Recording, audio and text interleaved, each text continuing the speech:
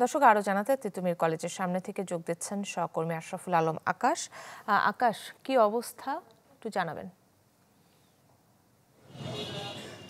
কাকুলি, আজকে ষষ্ঠ দিনের মতো তিতুমির কলেজের যে শিক্ষার্থীরা তারা তাদের আমরণ অনশন কর্মসূচি পালন করে যাচ্ছে। এখানে আসলে দু-তিনটি ভাগে তারা তাদের যে কর্মসূচি সেগুলো পালন করছে।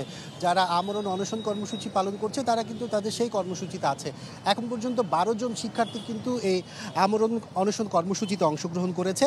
এর বাইরে যদি আমি আপনাকে বলে রাখি, সকাল থেকে 2 জন শিক্ষার্থীকে আমরা দেখেছি হাসপাতালে নিয়ে যাওয়া হয়েছে তাদের শারীরিক অবস্থা একটু অবনতি হওয়ার কারণে।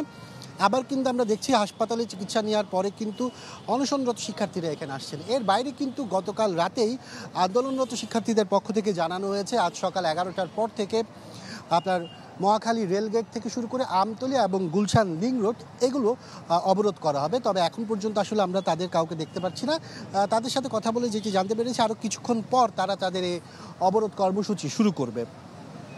শুরু থেকেই তাদের একটি দাবি ছিল, সেটি হচ্ছে তিতুমির কলেজকে বিশ্ববিদ্যালয়ের স্বীকৃতি দেওয়া।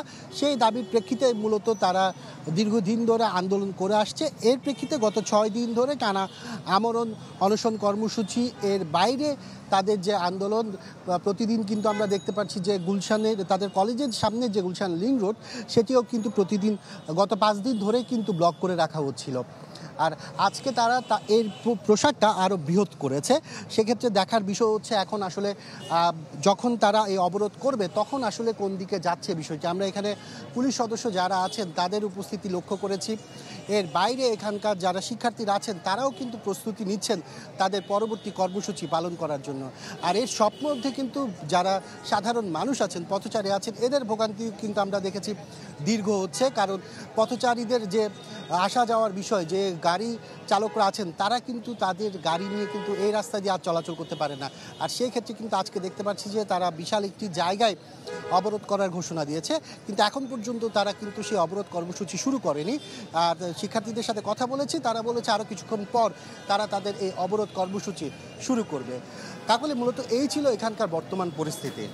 আকাশ, আপনাকে ধন্যবাদ। দর্শক, তিতুমির কলেজের সামনে থেকে আমাদের সাথে যুক্ত হয়েছিলেন সহকর্মী আশরাফুল আলম আকাশ।